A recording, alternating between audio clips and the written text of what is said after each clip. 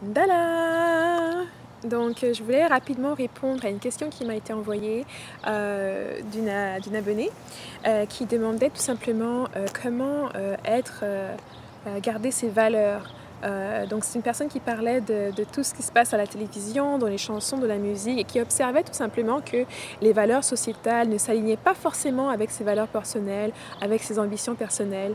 Et puis, elle posait la question, en fait, de me demander un peu ce que je pensais sur tout ça. Donc moi, c'était une question qui m'était envoyée il y a plusieurs mois et le message qu'elle m'a envoyé récemment m'a aussi amené à me dire que c'était un bon moment pour parler de ça. Donc moi, ce que je vais vous dire, c'est que là, tu es très très jeune, vous pouvez être jeune ou vous pouvez être plus âgé, mais il faut comprendre que les valeurs, on doit être les gardiens de nos propres valeurs. C'est comme ça que je vais les mettre. Dans cette société qui évolue parfois avec des valeurs qui vont parfois être divergentes des nôtres, parfois aussi définies par des personnes que vous ne rencontrerez jamais, il est important d'avoir vous-même une perception, une perspective de vos propres valeurs, de dessiner vous-même vos propres valeurs. Et je dis ça non pas pour aller être complètement rebelle, etc., mais pour que vous vous rendiez compte, le simple fait que vous-même vous remarquiez que certaines choses dans les médias ne vous servent pas, montre déjà que vous utilisez votre esprit critique. Et ça, c'est extrêmement important. Tellement de choses et tellement parfois de dégâts peuvent être évités lorsqu'on arrête de réfléchir, lorsqu'on arrête de suivre son intuition. Lorsqu'on ferme les yeux sur les choses qui nous déplaisent, les choses qui ne vont pas, les choses qu'on sait qui ne sont pas en alignement avec nous. Et donc, c'est vraiment aussi un appel de responsabilité personnelle, dans le sens où vous êtes amené à définir vous-même vos propres valeurs.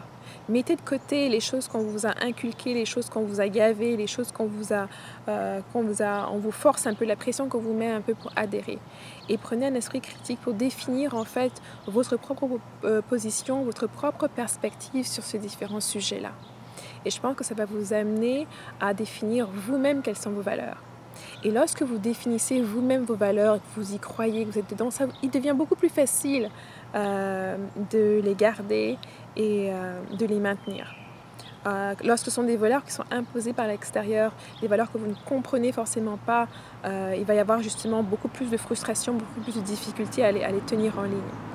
Maintenant, et c'est sûr qu'il y a des valeurs qu'il faut avoir pour pouvoir justement vivre en harmonie avec les autres. Donc on s'entend bien que quelque chose comme on ne doit pas tuer va être une valeur qui va demeurer là, même si c'est une valeur qui est promue par la société, parce qu'elle vous sert justement. Si vous ne tuez personne, mais il y a peu de chances que les autres vont vous tuer. Ou au moins ça va diminuer le risque que quelqu'un ne s'en prenne à vous.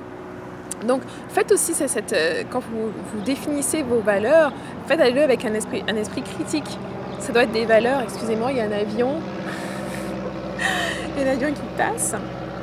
Mais ça doit être des valeurs qui vont vous servir et qui vont vous permettre en fait de bénéficier totalement de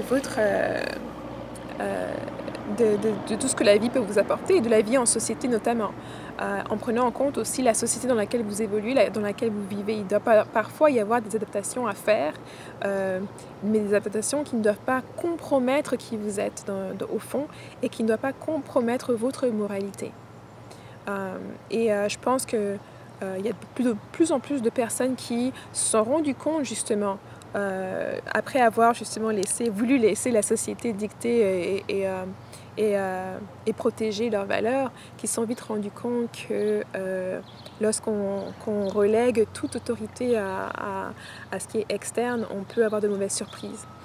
Donc il s'agit ici vous-même de vous prendre en charge vous-même et de pouvoir créer ces valeurs pour vous-même, et de prendre la responsabilité pour les belles choses qui vont arriver par la suite, mais aussi les mauvaises. Lorsqu'on fait de mauvais choix, lorsqu'on décide, on fait de mauvaises décisions, on fait des erreurs, etc. Ce qui est normal dans ce processus-là. Mais il faut aussi assumer le bien comme le mauvais. Donc j'espère que ça a répondu à la question. Si vous avez d'autres pensées qui vous viennent sur ce sujet-là, n'hésitez pas à les échanger, à les partager. J'arrive pas à parler. N'hésitez pas à les partager sous cette vidéo. Et puis je pense qu'on peut tous gagner dans cette réflexion, tous ensemble là-dessus. Et je vous dis merci beaucoup et je vous vois très très bientôt. Bye bye!